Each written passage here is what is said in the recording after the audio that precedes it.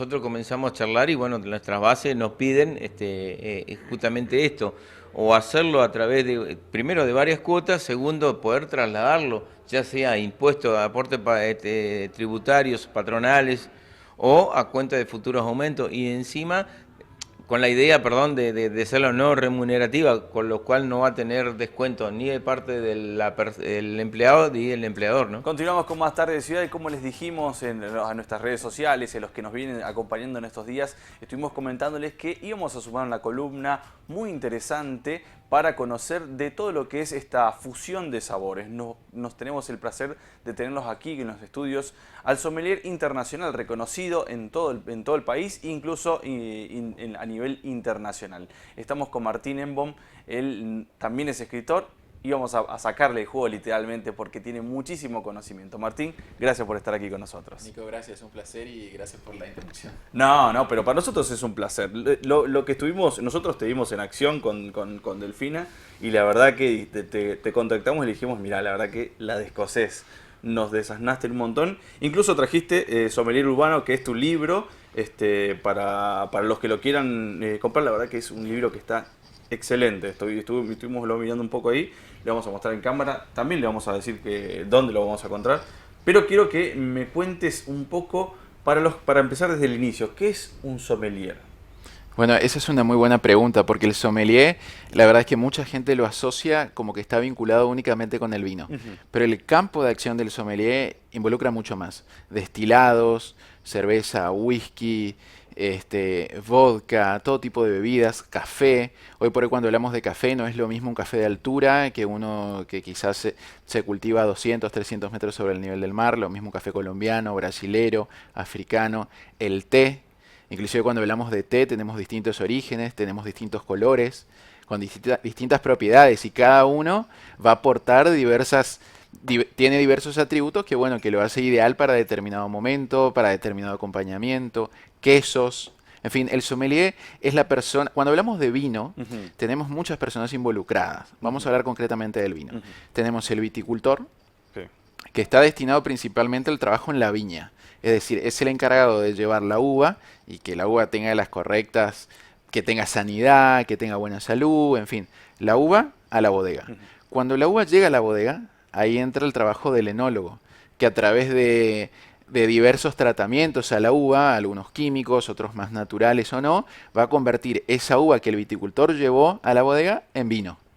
Pero a partir de ahí, de que el vino sale de la bodega y llega al mercado, necesitamos gente que sea capaz de traducir todo ese proceso en palabras simples, llanas, comerciales, si se Ujú. quiere. Y bueno, y ahí es donde entra mucho el trabajo del sommelier, en poder explicar de una manera lisa y llana qué es lo que te vas a encontrar en la botella. Bien, entonces, ¿cómo lo diferenciamos a un sommelier de un catador de vino? Esa es una muy buena pregunta, porque cuando hablamos de cata, Ujú. viste que siempre suele suceder que decimos cata y degustación. Sí. Y muchas veces hablamos de esos términos como si fueran sinónimos. Pero la realidad es que hay una gran diferencia.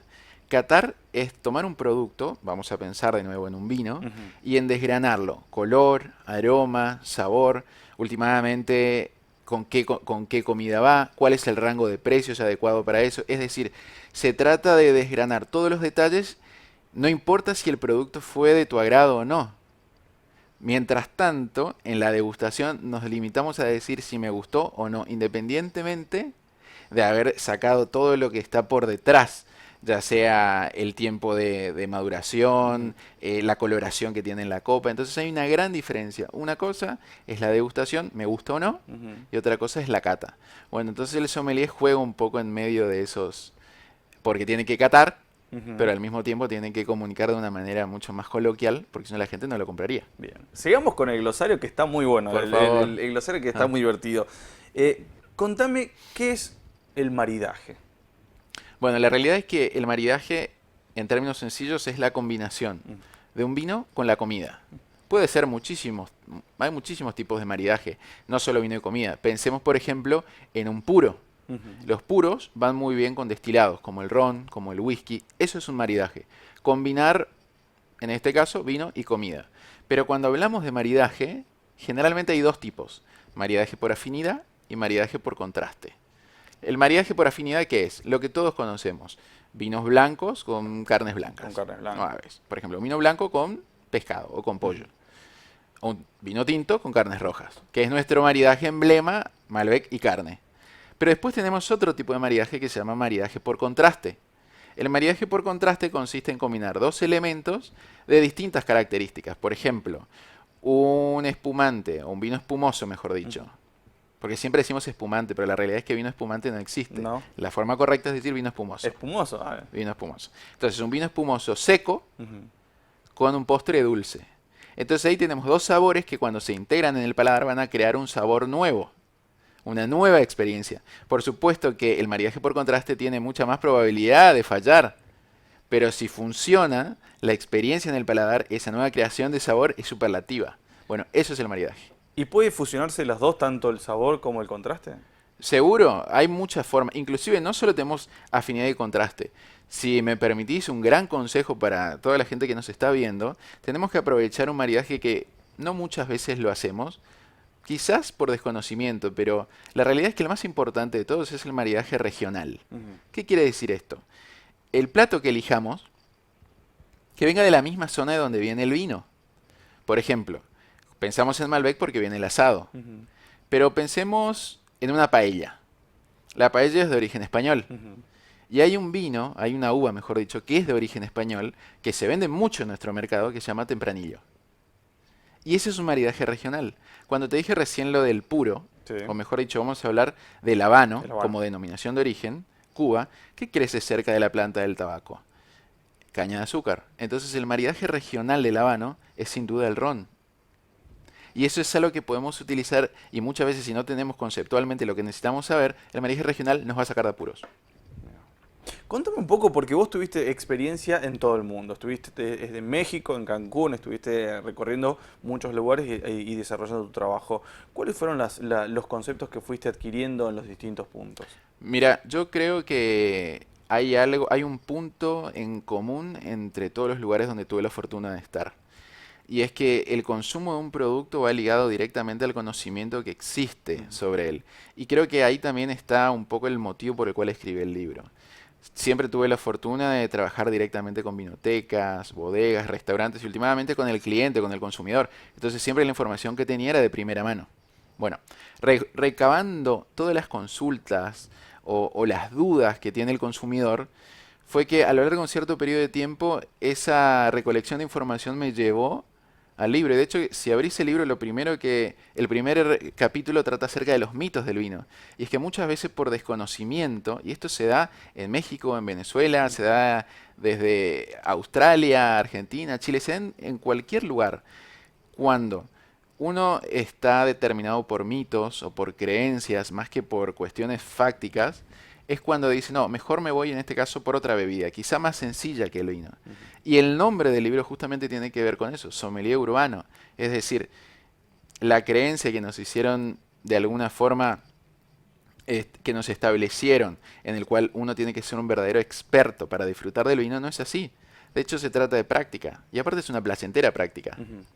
En Sommelier Urbano vamos a ir mostrándoles, mientras nuestro director va a ir mostrando algunas de las imágenes. Nace en esta recopilación de distintas experiencias, viajes que nos comentabas. Tuvo una muy buena repercusión y queremos saber, ¿va a haber una segunda parte? ¿Continuará? Sí, ¿Hay sí, material como para continuarlo? así es, porque de hecho la idea es que la colección se llama Sommelier Urbano. En este caso, que fue el primero, pero dentro de la colección de Sommelier Urbano también se vienen otras sorpresas que, bueno, en las próximas semanas estaremos, Vamos a conocerlas. tendrán la exclusividad. Ya tenemos que ir aprovechando, Martín, porque queremos conocer algunos tips, por ejemplo, para darnos para una persona que vayamos a un restaurante y te dicen, bueno, ¿qué va a pedir? Bueno, y yo le digo, vamos a pedir, no sé, un plato de pastas, por un lado, y vamos a pedir, por otro lado, unas carnes rojas. ¿Se puede Sí. pedir algo para combinar las dos comidas? Sí, seguro, y esa es una muy buena pregunta. Y muchas veces, a veces por falta de asesoramiento, terminamos pidiendo o un producto distinto al vino o dos vinos. Cuando la realidad es que puede ser realmente lo contrario. ¿Por qué? Tenemos vinos que son comodín. Estos vinos comodín van tanto con carnes blancas, pescados, y también van con carnes rojas. ¿Cuáles son los vinos comodines? Los vinos ideal justo para la época de calor que estamos, los vinos rosados. Vinos rosados. ¿Por Bien. qué? Un vino rosado tiene el mismo proceso de elaboración que el vino tinto. La diferencia es que el contacto, el tiempo de contacto de las pieles con el jugo, de la piel de la uva, con el jugo, es menor. Por eso lo alcanza a teñir únicamente. Es casi como un color piel de cebolla, un color asalmonado. Ujú. ¿Qué te quiero decir con esto? Un rosado tiene la estructura del tinto, pero la frescura del vino blanco. Entonces, si tenés muchos platos, carnes, pizza, pasta, el vino rosado, esa es la elección. Y si tendría que cambiarlo, digamos, o si, cambia mucho el sabor si yo digo, bueno, no, me juego por un blanco, un vino blanco. ¿Cómo Bueno, lo combinaría? Ahí la carne roja queda en offside. sí, ahí la carne roja queda en offside. Ahí yo me iría, por ejemplo, si tuviera que elegir un Ujú. blanco indefectiblemente, elegiría un blanco que haya pasado tiempo por barrica. ¿Por qué? La gran mayoría de los blancos, y esto es importante que la gente lo sepa, son para ser consumidos dentro del año, 2 o 3 máximo de la cosecha. ¿Qué te quiero decir con esto? Muchas veces vamos a un lugar y nos ofrecen un vino blanco para llevar, Ujú. para comprar, ya sea en el restaurante, en la vinoteca, en cualquier lugar. Pero si ese vino blanco tiene 5, 6, 7 años de antigüedad, la crianza, en el caso del vino blanco particular, no necesariamente es el mejor amigo de ese vino. Y el hecho de que vos creas de que porque el vino mientras más viejo mejor es algo, porque es algo cotidiano, aparte de Claro. escuchar eso, la realidad es que dista mucho de serlo. Entonces el primer consejo es, si es un vino blanco joven, que no tenga más de 2 años, 3 años a lo mucho. Ahora, la gran mayoría de los vinos blancos no pasa por barrica. Pero si sos un bebedor empedernido del vino blanco, Ujú. y aunque tengas carne lo quieras pedir, yo te recomiendo un Chardonnay, que Ujú. el Chardonnay, como sabemos, es la reina de las variedades blancas, y es la que más se presta a pasar tiempo en madera. ¿Y la madera qué le aporta? Cuerpo, volumen, estructura. Entonces, si ese es tu estilo de vino, bueno, un Chardonnay con barrica, esa sería la opción. Bien, genial. Ya tenemos, bueno, mira, Mm. estamos desasnando a muchos de nuestros televidentes y principalmente a mí que yo tenía esas grandes dudas.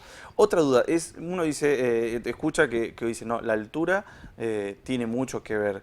¿Cómo la altura de donde se cosecha la uva involucra en el vino?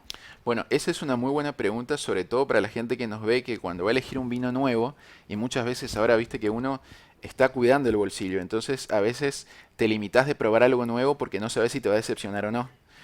Un muy buen consejo que les puedo dar a la hora de elegir un vino es presten atención al origen geográfico de donde proceden las uvas, porque no es lo mismo un Malbec que viene de la Patagonia Ujú. que el mismo Malbec de Mendoza o que el mismo Malbec cultivado en Salta. En este caso la altura juega un papel fundamental. ¿Por qué? Vamos a alguna uva cosechada en Salta, en Cafayate. Quizá los viñedos de los más altos del mundo. 2.500, 3.000 metros sobre el nivel del mar. Al estar las uvas cosechadas tan alto, tan arriba, las nubes están por debajo de donde están las uvas. Entonces el sol va a pegar directamente en la uva. La fruta se va a tener que proteger y para protegerse va a ensanchar la piel. Si ensancha la piel, en la copa lo que sabes que va a suceder es que vas a tener muchísimo mayor extracción de color. Y aromáticamente y gustativamente, el sol, igual esto que estoy diciendo es Ujú. fotosíntesis pura, Ujú. el sol va a favorecer la fabricación de azúcares. Y mientras más azúcar, el azúcar durante el proceso de elaboración se convierte en alcohol. Pero el alcohol y la acidez son inversamente proporcional, de tal manera que mientras más alcohol, menor acidez. Volvamos a la altitud. Vamos a los 2.500 metros sobre el nivel del mar.